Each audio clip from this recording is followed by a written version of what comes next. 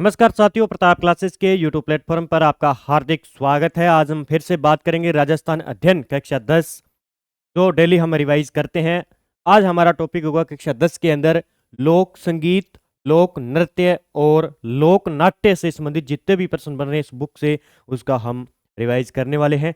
सभी साथी एक बार वीडियो को लाइक कर दीजिए, शेयर कर दीजिए। चैनल पर नए हैं तो चैनल को सब्सक्राइब कर लें और बेल आइकन का घंटा दबा लें। जैसे ही हम वीडियो अपलोड करेंगे आपके पास पहुंच पाएगा। तो डेली हम इसका रिवीजन करते हैं। इसकी प्लेलिस्ट सीईटी और पशु परिचर के नाम से मिल जाएगी। जो साथी पशु परिचर एग्जाम की तैयारी करें तो उसको अच्छे तरीके से ये बुक निकालनी चाहिए मेरे साथ। देखिए आज के सेशन की हम बात करते हैं और हमारा जो वीडियो है ये 12 नंबर वीडियो है। और आप ये पुस्तक है हमारी नानक क्लासेस की आरबीएससी, जो हम इसका रिवीजन करते हैं। छोटी सी बुक है लेकिन बड़ा धमाका है, बहुत ज़्यादा क्वेश्चन है इसके अंदर। डेली आप देखते होंगे, इसका मैं रिवाइज करवाता हूँ, लेकिन है बुकलेट छोटी सी, सर के द्वारा निकाली गई है। अच्छे तरीके से आपको रिवाइज करना है, इसका हम डेली अध्ययन कर रहे हैं। देखो हम कितने दिन से कक्षा 10 के अंदर लगे हुए हैं, लेकिन ये लगती ऐसे है कि ये बस छोटी सी बुक है। छोटी सी नहीं है, बड़ा धमाका है। ठीक है, तो देखिए हम बात करते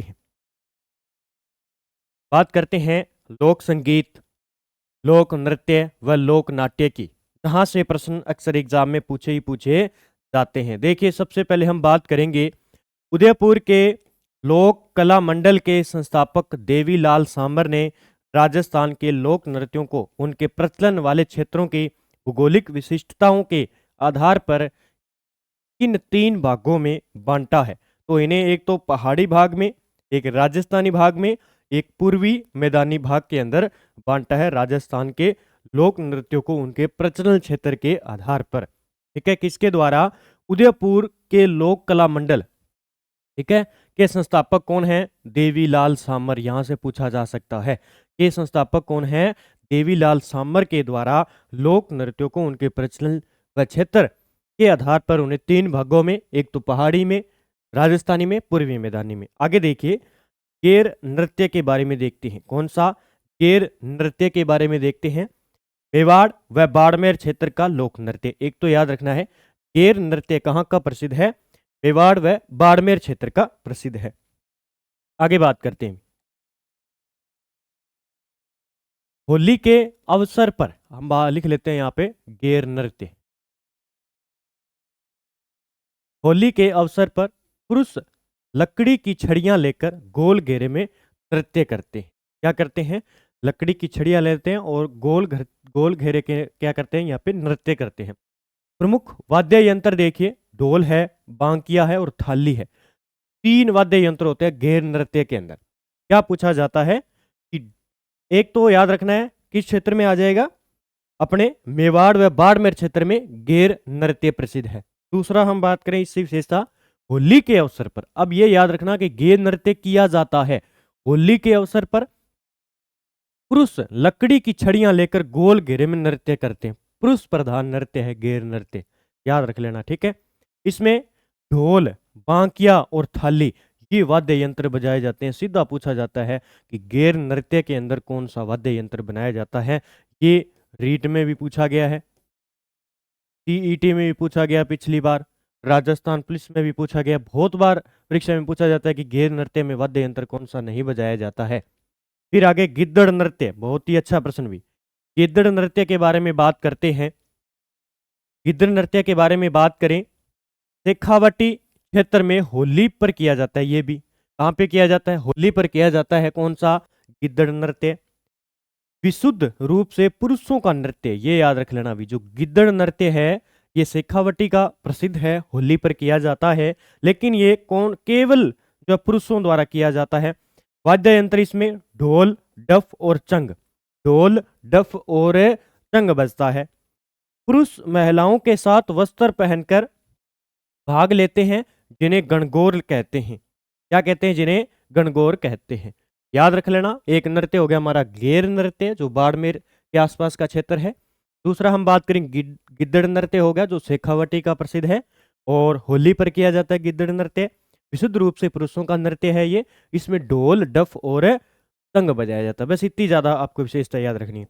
फिर यह वह नृत्य जो केवल पुरुष करते हैं। अब देखिए अगला प्रश्न आ गया हमारा, वह नृत्य जो केवल पुरुष करते हैं।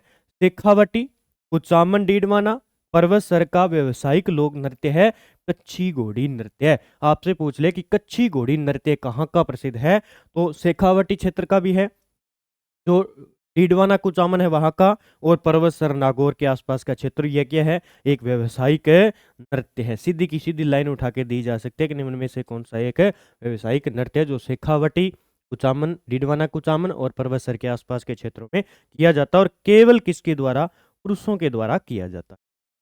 आगे बात करते हैं, देखिए नृत्य जो केवल पुरुषों करते हैं, गिद्दड़, कच्छी घोड़ी और चंग, ये जो नृत्य है ये क्या है, केवल पुरुषों द्वारा करते हैं।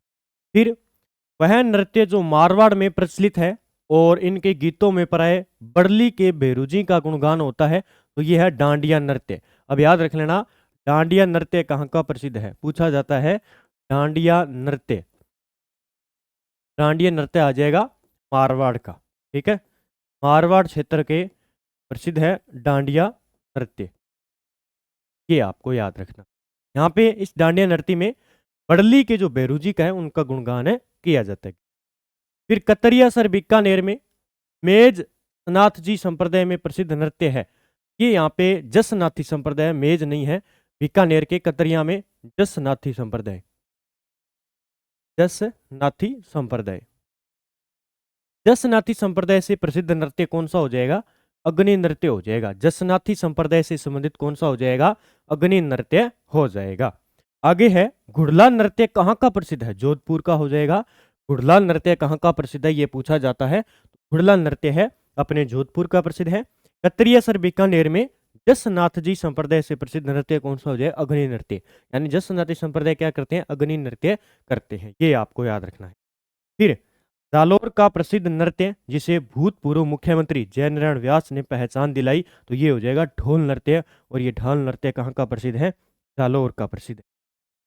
कहाँ का प्रसिद्ध है, ढोल नृत्य जालोर का प्रसिद्ध है। और बम्ब नृत्य आपसे पूछा जाए तो बम्ब नृत्य हो जाएगा भरतपुर का प्रसिद्ध। बम्ब नृत्य आपसे पूछा जाए भरतपुर का, ठीक है। तो बम्ब नृत्य भरतपुर का हो जाएगा, ढोल नृत्य जालोर का, यानी ढोल जालोर में बजेंगे और बम्ब जो है भरतपुर में बजेंगे। और इस हम बात करें इस ढोल नृत्य को जो जालोर में प्रसिद्धि किसने दिलाई, वो मुख्यमंत्री थे जयनारायण व्यास जी, ठीक है। फिर अब बम्ब नृत्य के बारे में देखिए, बम्ब नृत्य के बारे में मेवात क्षेत्र का प्रसिद्ध है, यानी अलवर भरतपुर का प्रसिद्ध है।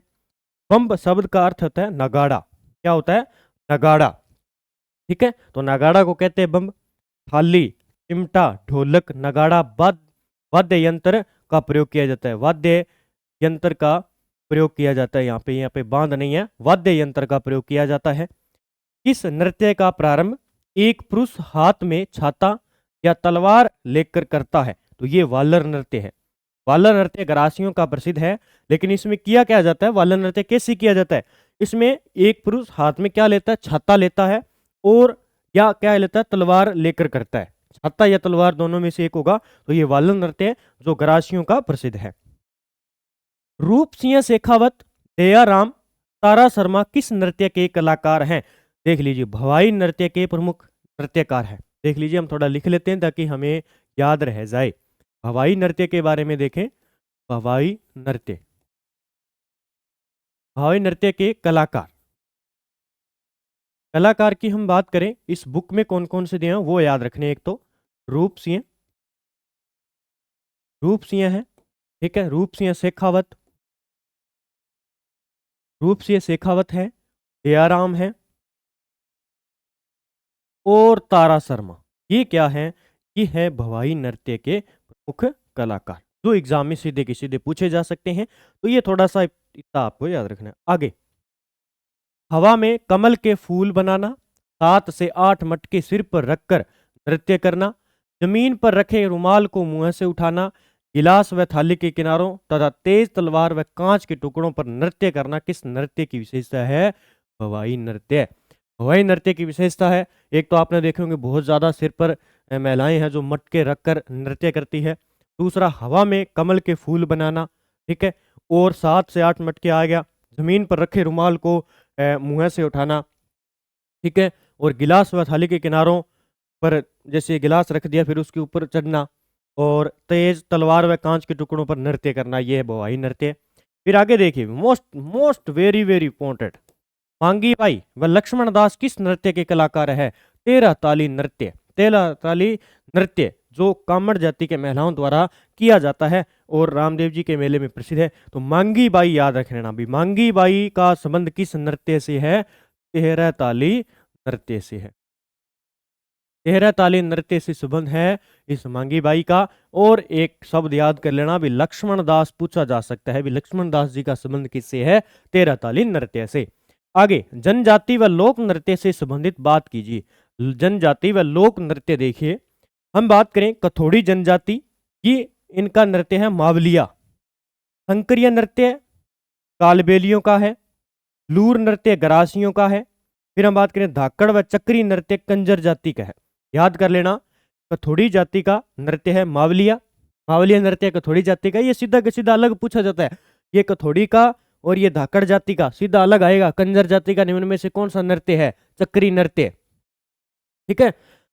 शंकरिया नृत्य कालबेलियों का। कालबेलियों के चार नृत्य हैं, जैसे सूत्र में याद करूं, सांप बाई याद कर लेना। कालबेलियों के नृत्य, कालबेलिया जाति के नृत्य। ठीक है। सांप बाई, इसमें आ जाएगा शंकरिया, एक तो ये आ जाएगा शंकरिया। ठीक है। शंकरिया, पैसे पणिहारी,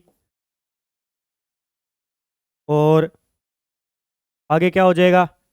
एक इंडुणी हो जाएगा।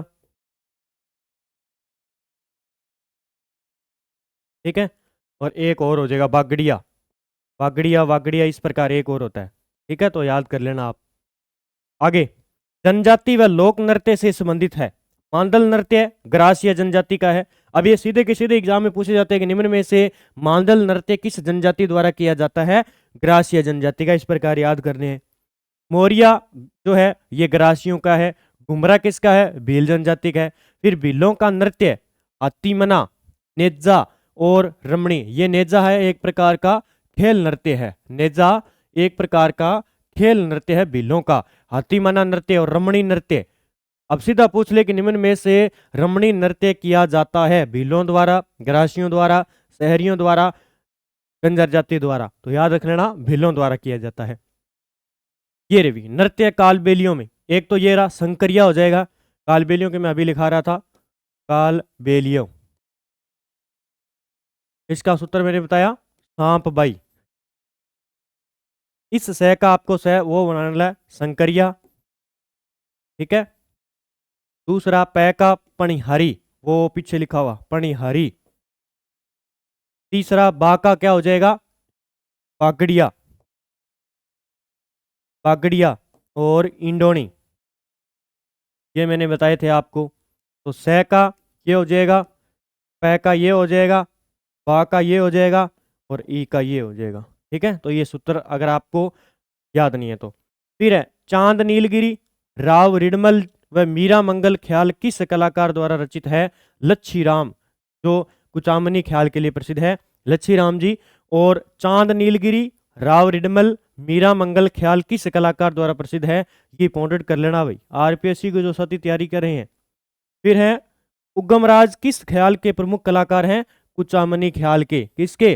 कुचामनी ख्याल के प्रसिद्ध कलाकार हैं उगमराज जी, जो एग्जाम में पूछा जा सकता है।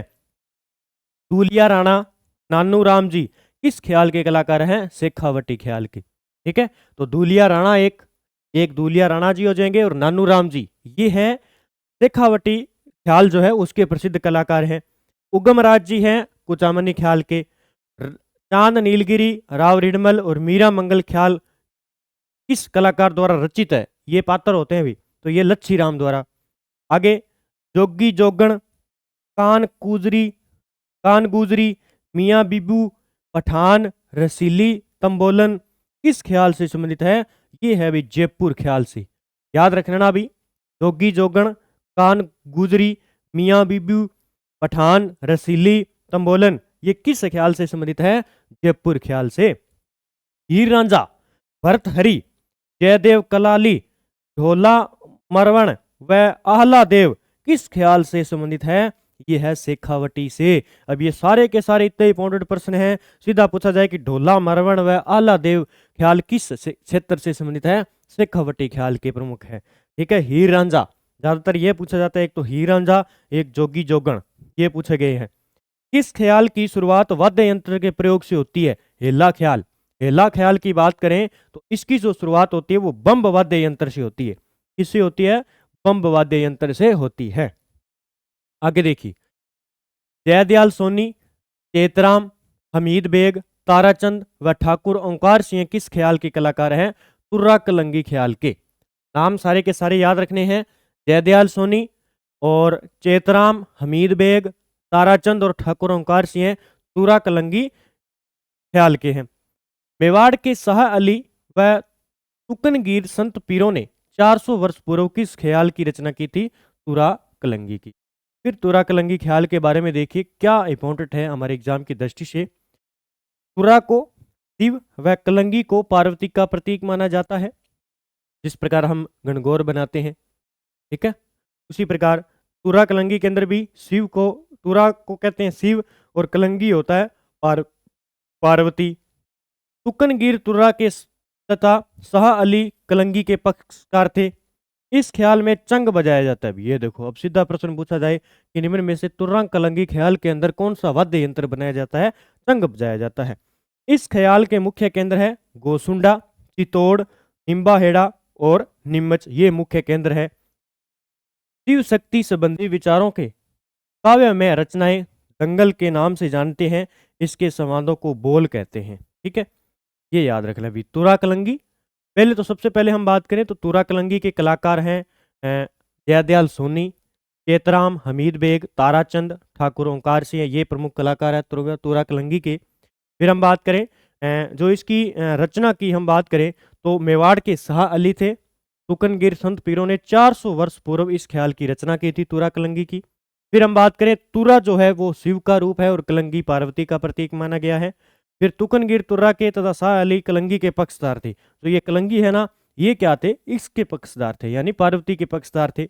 इस ख्याल में चंग बजाया जाता है। बस इतना थोड़ा याद रख लेना। एक प्रश्न और रह गया पीछे भी। गौरी लोकनाट्य किस कथा पर आधारित है? शिव भस्मासुर, ये प्रश्न पूछा गया। अभी ये प्रश्न पूछा गया है कि जो गौरी लोक नाट्य है वो किस कथा पर आधारित है? तो शिव भस्मासुर की कथा पर आधारित है। आगे देखते हैं, गौरी लोकनाट्य किस कथा पर, ये आ गया। फिर है गौरी लोकनाट्य के बारे में देखते हैं। इसके बारे में, गौरी लोकनाट्य के बारे में जानिए। देखिए, गौरी का मुख्य पात्र होता है बुढ़िया। आजकल ये प्रश्न पूछे जाने लग गए विशेषता के अंदर, गौरी का मुख्य पात्र बुढ़िया होता है अभी जो। और इसके बाद में राया स्त्री रूप में पार्वती व विष्णु का प्रतीक होती है। राया स्त्री रूप में पार्वती व विष्णु का प्रतीक होती है। धामटिया लोक भाषा में कविता पाठ करता है। कुटकड़िया उसे दोहराते हुए सूत्रधार का काम करता है। गौरी में केवल पुरुष पात्र होते हैं, ये याद रख लेना। भी अन्य पात्र खेला कहलाते हैं, ये याद रख लेना। गौरी नृत्य के अंदर क्या होता है? गौरी नृत्य के अंदर केवल पुरुष प्रधान होते हैं, पुरुष पात्र होते हैं इसमें, केवल पुरुष पात्र। ठीक है, आगे गणपति, भमरिया, बेयाड़, मीणा, कान गुजरी, जोगी खाड़लिया, भूत, लाखा बंजारा, नटड़ी, माता, शेर के खेल किस नाट्य में होते हैं? ये गौरी में होते हैं। सारे के सारे किस में? गौरी नाट्य के अंदर होते हैं। ठीक है, तो ये गौरी नाट्य, अभी नृत्य नहीं है, ये गौरी नाट्य। ठीक है, गौरी नाट्य। आगे है कि रम्मत मुख्य रूप से कहाँ आयोजित होती है? जैसलमेर में, बीकानेर में और फलोदी में। ज्यादातर पूछा जाता है कि रम्मत कहाँ की प्रसिद्ध है? बीकानेर की। फिर मनीराम व्यास, तुलसीराम, फागू महाराज, सुआ महाराज, तेज किस कवि किस लोकनाट्य कलाकार है? ये सारे रम्मत के हैं। रम्मत कहाँ की प्रसिद्ध है? बीकानेर की। वैसे ज्यादा प्रश्न ये होता है कि रम्मत कहाँ की प्रसिद्ध है? बीकानेर की। ये प्रश्न ज्यादा पूछा जाता है, बीकानेर की। और ये जो प्रश्न पीछे बन रहा है कि एक तो मनीराम हो गया, मनीराम व्यास हो गया, तुलसीराम हो गया, फागू महाराज हो गया और सुआ महाराज और तेज कवि, ये है रम्मत के प्रसिद्ध कलाकार हैं। सन 1943 में तेज कवि जैसलमेरी ने स्वतंत्र बावनी की रचना कर इसे किसे भेंट की? महात्मा गांधी को भेंट की। अब याद रख लेना 1943 में तेज कवि जैसलमेरी ने स्वतंत्र बावनी, अब पूछा जाता है कि स्वतंत्र बावनी पुस्तक किसकी है या रचना किसकी है? स्वतंत्र बावनी, स्वतंत्र बावनी ये पुस्तक किसकी है? स्वतंत्र बावनी ये है तेज कवि की। तेज कवि कहाँ के? जैसलमेर के। और कब? 1943 में रचना की थी। और ये किसे भेंट की? महात्मा गांधी को। श्री कृष्ण कंपनी के नाम से रम्मत का अखाड़ा किसने चालू किया था? तेज कवि ने। बीकानेर में रम्मत क्यों प्रसिद्ध है? ये देखिए। आचार्यों की चौक की अमर सिंह राठौड़ की रम्मत है। विश्वों की चौक की चौबेल नौटंकी की रम्मत है। ये बीकानेर में कौन कौन सी प्रसिद्ध है रम्मत? टिकाणी व्यासों के चौक की जमुनादास जी की रम्मत प्रसिद्ध है। तो ये थोड़ा सा पूछा जा सकता है, ये एग्जाम में पूछा जा सकता है। फिर है चार बेत कला। हाँ, इतनी बार प्रश्न आया हुआ है। चार बेत कला से संबंधित प्रत्येक एग्जाम में प्रश्न आता है, प्रत्येक एग्जाम में। चार बेत टोंक जिले का प्रसिद्ध लोक नाट्य है, एक तो याद रख लेना, टोंक जिले का है ये। चार बेत कला कहाँ की प्रसिद्ध है? ये सीधा आता है। प्रश्न क्या आता है कि चार बेत कला, चार बेत कला कहाँ की प्रसिद्ध है? कहाँ की प्रसिद्ध है?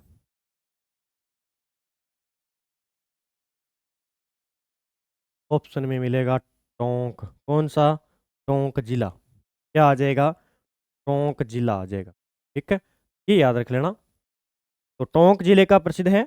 इसका प्रारंभ टोंक के नवाब फैजुल्ला खां के शासनकाल में करीम खान निहंग द्वारा किया गया।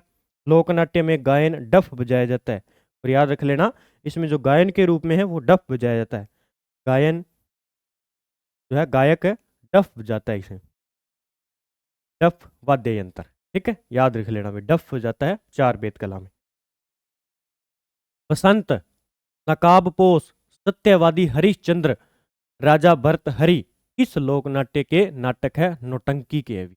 ठीक है, नौटंकी के हैं, ये याद रख लेना। गौर नाट्य का आयोजन किस जनजाति द्वारा वैशाख शुक्ल चतुर्दशी को पक्षयोर की गणगौर के नाम से किया जाता है? ग्रासीय जनजाति द्वारा। फिर सनकादियों की लीलाओं का प्रमुख अखाड़े कहाँ स्थित है? गोसुंडा और बस्सी के अंदर है, ये याद रख लेना। सनकादियों की लीलाओं के प्रमुख अखाड़े।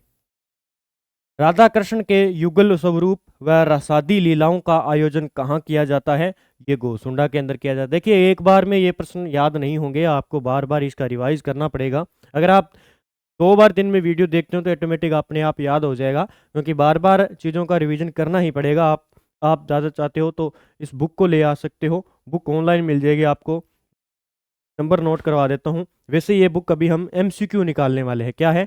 इसकी MCQ बुक अभी निकालने वाले हैं। अगर कोई इच्छुक है कि ऑनलाइन पढ़ना चाहते हैं, 80 580 80 580 22 001 इस नंबर पर आप संपर्क करके इस बुक को ऑर्डर कर सकते हैं और अच्छे तरीके से पढ़ सकते हैं। राजस्थान में रासलीला का मुख्य स्थल कहाँ पे है? फुलेरा, हरदोना, गुंडा और असलपुर के अंदर है।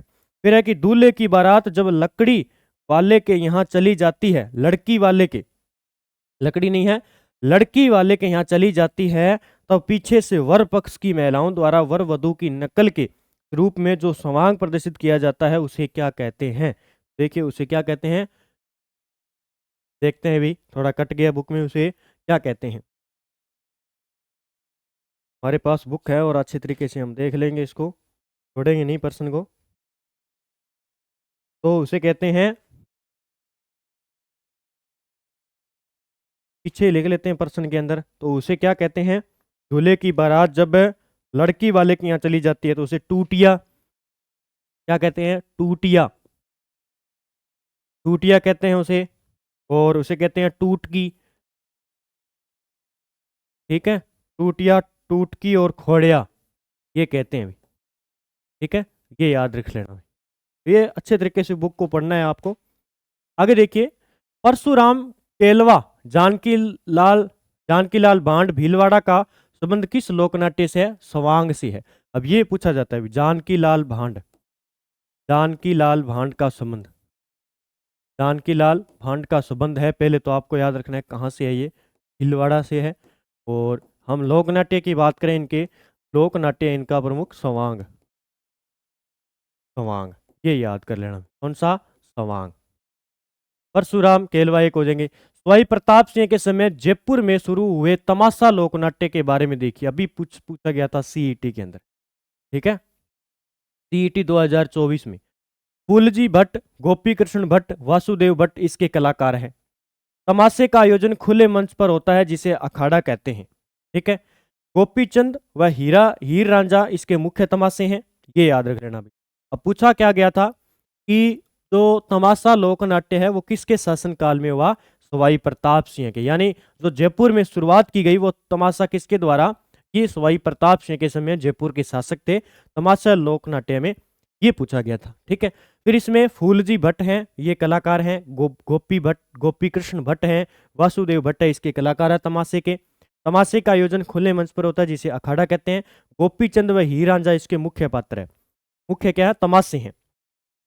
हेडाऊ मेरी रम्मत का सूत्रपात किसने किया? जवाहरलाल पुरोहित के द्वारा किया गया। ख्यालों से संबंधित देखिए, कन्हैया ख्याल सवाई माधोपुर, भरतपुर और धौलपुर। सीधा पूछा जाता है कि निम्न में से कन्हैया जो ख्याल है उनके संबंधित जिला बताना है, तो सवाई माधोपुर, भरतपुर, धौलपुर। आगे है डफाली ख्याल, ये है अलवर की। अली बख्शी ख्याल है अलवर का मुंडावर का ठिकाना। और किशनगढ़ ख्याल है किशनगढ़ की। फिर है चाभात, मायरा, हथलेवा, कंवर कलेवा, चिमणवार, कांकंडोरा, जला, जुआजुई, तोरण, रत जगा, पिंदोला लोकगीत किस अवसर पर गाए जाते हैं? विवाह पर गाए जाते हैं सारे। ठीक है, एक तो चा बात हो गया, मायरोगामा नहीं, मायरोगामा, और हथलेवा, कंवर कलेवा, जिमणवार, का कंडोरा, जला, जुआ जुई, तोरण। तोरण जब आता है मैंने बीन आता है तब तोरण मारी जाती है वो। रत जगा, बिंदोला और लोकगीत। वर के घर निकासी के मौके पर धूड़ चढ़ी की रस्म के समय गाए जाने वाला गीत होता है घोड़ी। कौन सा? घोड़ी। विवाह से पूर्व वर को रिश्तेदारों को आमंत्रित किया जाता है, वहां से लौटते समय कौन सा गीत गाया जाता है? बिंदोला। क्या है? विवाह से पूर्व वर को रिश्तेदारों को आमंत्रित किया जाता है, वहां से लौटते समय कौन सा गीत गाया जाता है? बिंदोला गीत गाया जाता है। वधू के घर की स्त्रियों द्वारा वर की बारात का डेरा देखने जाते समय गाए जाने वाला गीत है जल्ला गीत। ये रहा वो, यहाँ पे था ना जल्ला, ये मोस्ट कर लेना, ये पूछा जाता है, बहुत बार पूछा गया है।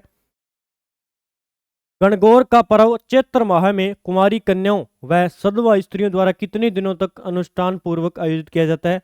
16 दिनों तक, ये पूछा गया है। जादू टोने से संबंधित गीत कौन सा है? कामण गीत है। मांड गायिका जिन्होंने पधारो मारे देश गायन गाया, ये अल्लाह जिलाबाई, ये बहुत बार प्रश्न पूछा गया है। अल्लाह जिलाबाई किस क्षेत्र से संबंधित है? ये एक मांड गायिका है, मांड गायिका है, याद रख लेना, मांड गायिका है भी अल्लाह जिलाबाई। ये सीधा प्रश्न आता है। हम सिडो गीत किन जनजाति में प्रचलित है जिसे स्त्री व पुरुष मिलकर गाते हैं? भील जनजाति। तो भील जनजाति का प्रमुख ये एक गीत है हम सिडो गीत। पटेलिया, बिचियो, लालर, मांजर, माछर और नौखीला, नावरी, असवारी क्या है? ये एक लोक गीत है भी, ये आभूषण नहीं है। ये जैसे पटेलिया है, बिछियो है और लालर है, माछर है, नौखीला है, नावरी है, असवारी है, ये सारे के सारे लोकगीत हैं।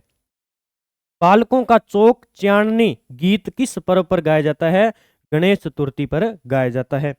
कान कतरनी, राजा जी खोलो कुआड़, टप्पो घोड़ी फूल गुलाब रो क्या है? ये बच्चों के खेल गीत है, ये देखो। ठीक है, दीपावली के 15 दिन पूर्व लड़के व लड़कियों का समूह प्राय सबके घर गाते हुए निकली जाती है, इनमें गीत गाते हैं। तो लड़कों के द्वारा गाए जाने वाले गीतों को लोवड़ी अथवा हरणी कहते हैं। लड़कियों द्वारा गाए जाने वाले गीतों को घड़लियो, ये मेवाड़ में प्रचलित है। ठीक है, ये क्या कह रहा है कि दीपावली के 15 दिन पूर्व लड़के व लड़कियों का समूह है प्राय सबके घर गाते हुए निकल जाते हैं, उनमें गीत गाते हैं। तो ये जब दीपावली पर होती है ना, उस टाइम में लड़के और लड़कियां घूमते हैं और गीत गाते रहते हैं और वो मांगते रहते हैं। यीशु के जन्म के अवसर पर गाया जाने वाला गीत है जच्चा। ये बहुत बार प्रश्न पूछा गया है। इंपॉर्टेंट कर लेना। जच्चा गीत गाया जाता है शिशु के जन्म के अवसर पर। तीज गीतों का गायन किस माह में किया जाता है? सावन में किया जाता है। गणगौर व तीज के अवसर पर प्रमुखतः कौन सा गीत गाया जाता है? घूमर के अंदर। लो भी आज हमारी कंप्लीट हो गई ये क्लास। कल हम बात करेंगे राजस्थानी भाषा साहित्य की। कल हम बात करेंगे राजस्थानी भाषा साहित्य का टॉपिक हम कंप्लीट कर लेंगे। छोटे छोटे वीडियो के साथ में हम पढ़ने वाले हैं।